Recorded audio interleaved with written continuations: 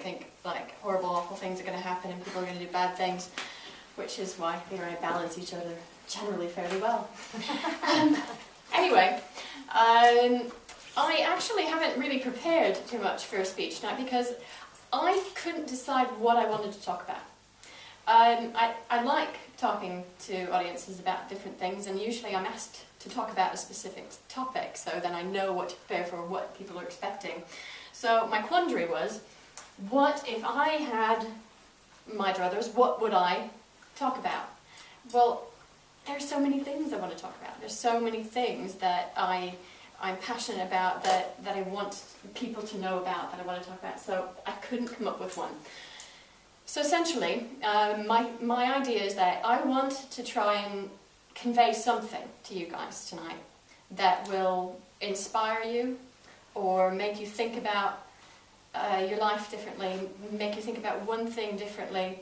It's a bit like Katie, so redheads we think alike a bit. One of the things is, I have a degree in, one of my degrees in that's not showing off, I just, don't like working, so I go to school,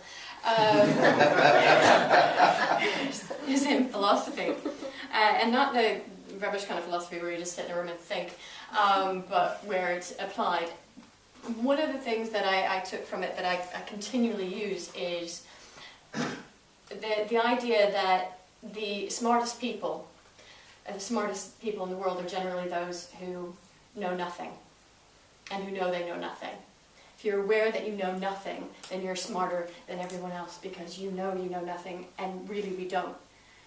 Have you ever had one of those moments where you've believed something for a long time? It's sort of like your Santa Claus moment, when you found out Santa Claus wasn't real. Sorry if I'm blowing a line there. But you just...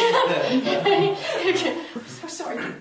But that moment where you're like, there was something so certain. Your life, you were so certain it couldn't be wrong. And then you found out it was wrong. And you went, okay, my world has changed. It's different. And I thought it was one way, and it turned out it was the other way.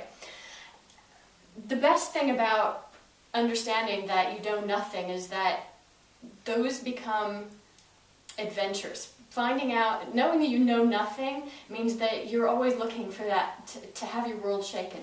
And I enjoy those things. I'm always shocked, and happily shocked, when I find things out like that. And I always want to be challenged and want to learn something.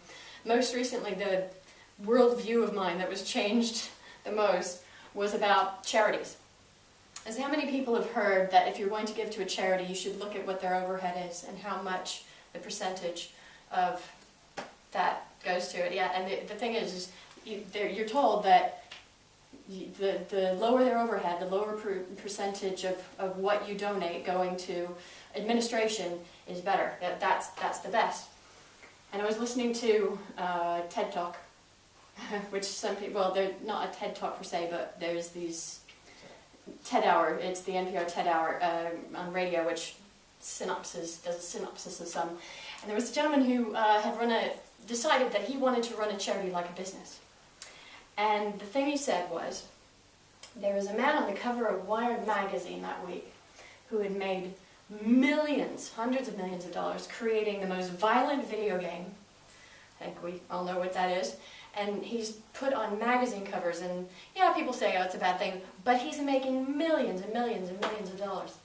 He says, but somebody who makes $500,000 trying to cure cancer is vilified.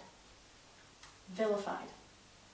And torn down, and said that your charity is horrible, and we're going to crucify it in the media because you're a horrible person because you're making $500,000 because you want to cure cancer. Anyway, that doesn't make sense. And to me, I went, okay, wait a minute. You're right. That doesn't make sense. He said he had this charity, and he ran it like a business. He didn't want to have to report to a board of directors that just wanted to keep the overhead low and hit things. He wanted to advertise, because advertising grows your company. The more people know about your cause, the more people want to give to your cause, the more money you will have, the bigger the pie. And his overheads they did parades and raised millions, hundreds of millions of dollars for a cancer foundation. and their overheads were about 40%. And they found out, the press went into it and literally crucified them, and their biggest sponsor pulled out, and they no longer had the fund. What they would have to do is get funding ahead of time, afloat, funding, then you raise the money, and then you pay back those sponsors. Sponsors pulled out, they could never do, the company folded. People lost their jobs. But the biggest thing was, now this entity that was receiving a lot of the funding had to try and put these things on ahead of time and couldn't do it. And their overheads, when they were trying to put these things on, because they weren't a business that did that, were even higher. And the income they got to help the people who were raising cancer were much lower. And I went, shit. I have been basing something in my life on this idea that it's so much better if I give to companies that have low overhead, that just everything goes to what the charity is. And I went, wait a minute, I'm a business owner. I should have known better. I should have known that if you want to make an impact, you got to have a bigger company, you have to have a bigger pie. And if you want to cure cancer, you want the pie to be bigger. So then, who cares if it's a 40% slice? It's a 40% slice of $1 billion instead of 100,000. That's what I should be caring about. And that's something that changed my worldview just this last week. So what we can do every day is think, what is something that I believe in so strongly that I make decisions on that? I know we all have them. I remember, like Ilona, when we were doing the pound a day thing, and I'm not going against what you believed in, but you said free range eggs. That's something that's very important to you. And it's the idea that maybe someday, I'm not saying it will, I'm not saying it will, I'm not trying to force it, but if you were given evidence that was actually far worse, if that view, that certainty that you were doing a good thing was turned on its head, what would you do? You go, okay, I have to think about the decisions I'm making every day and what things I'm holding fast to that I'm going to say, this is what I'm going to do. Think about why you're doing that. Think about, am I making that decision because I know all the facts and because I'm right? Maybe you do, but then be prepared that maybe down the line, somebody's going to change your mind. And that's not a bad thing. And it's not a bad thing that you believed it for so long because you believed it for the right reasons. But allow yourself to open up and, in some cases get JCItis. Sometimes you have to say yes. And I think that's a big part of JCI. I think we open people's minds and change their perspective. They think they can't get up in front of people and talk.